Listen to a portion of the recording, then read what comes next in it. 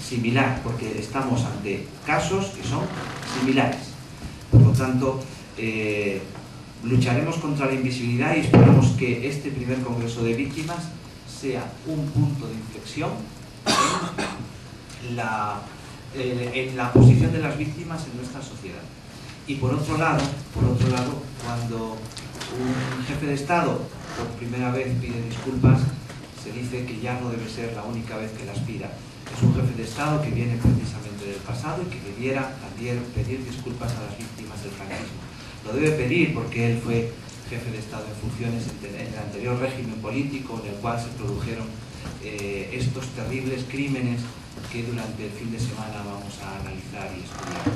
Por lo tanto, esas son las dos iniciales reivindicaciones que nosotros queremos hacer en el Congreso, pero este Congreso terminará con un buen catálogo de reivindicaciones que las más de 70 organizaciones memorialistas y de víctimas que han confirmado su asistencia daremos a luz, esperemos, el domingo, después de la asamblea de organizaciones y activistas que se celebrará en el marco de este Congreso.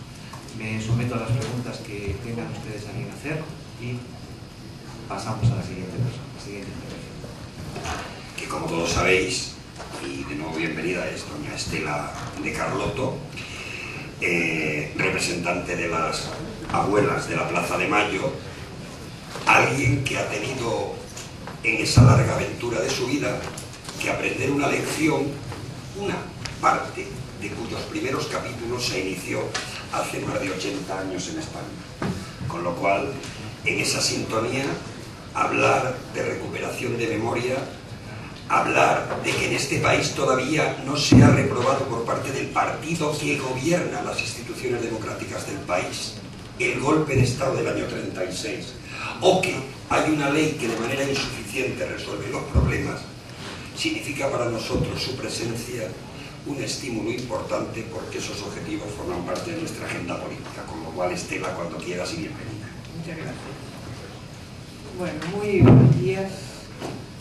Y realmente con mucha emoción tengo que agradecer esta invitación que me han hecho participar en algo que es de interés universal.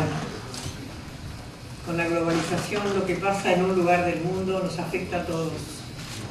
Y sobre todo en España, que Argentina tiene una población española enorme, de inmigrantes, y la mayoría llevamos sangre de esta historia. La unidad, el darnos las manos, compartir experiencias es muy importante. Lógicamente que no hay recetas para cómo cada país tiene que resolver estos problemas. Ustedes saben que en Latinoamérica en los 70 hubo dictaduras casi en todos los países de ese continente, sudamericano sobre todo, donde se implementó lo que hemos denominado el terrorismo de Estado, que lógicamente, cumpliendo con una doctrina de la seguridad nacional que impuso el Pentágono, se extendió a estos países y eliminando, esa fue la consigna, físicamente a todos aquellos opositores a sus proyectos. En el caso particular de Argentina, el proyecto era el sometimiento económico de nuestro país, o sea que fueron los responsables directos de este genocidio, que así ya está caratulado y escrito en la historia de la justicia, las Fuerzas Armadas de Seguridad y los civiles cómplices. Es una dictadura cívico-militar la que hubo en Argentina.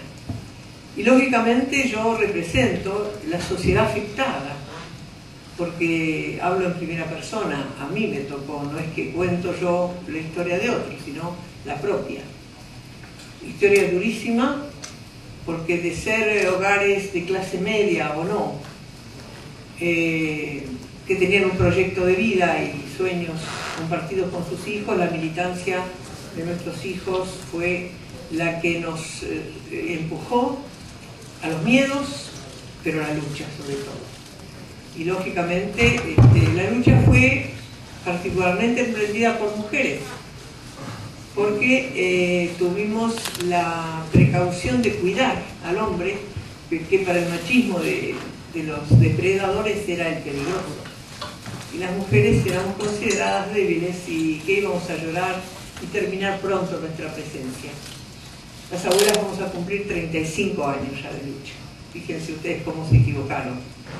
Y no nos hicieron desaparecer porque ya era tarde, dado que la comunidad internacional, para aquel famoso Mundial 78 de fútbol, muy discutido en cuanto para lo que sirvió políticamente, convocó a la prensa internacional y ahí nosotros aprovechamos para contactarnos con los periodistas y poder contarles y decirles qué pasaba para que nos ayuden.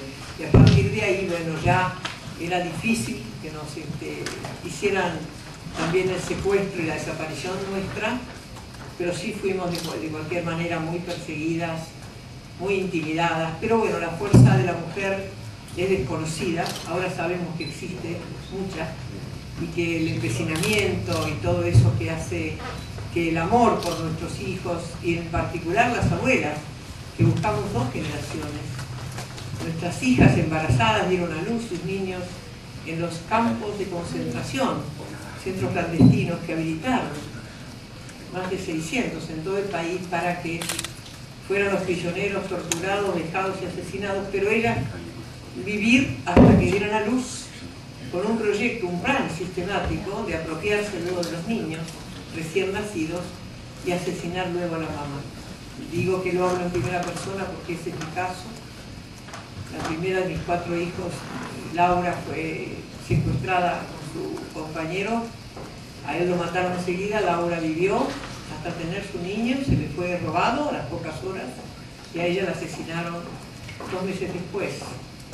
Y tuve el privilegio, entre comillas, que nos entregaran el cuerpo, porque el término desaparecidos nace justamente en la circunstancia de que los restos de los demás, que son 30.000, el cálculo estimado, no están para su familia, para el duelo, para las honras, y hay un equipo argentino de antropología forense que ha nacido también con la convocatoria de nuestro trabajo para la identificación de restos, procedimiento que se está haciendo todavía en Argentina a pesar de más de 35 años de esta historia negra.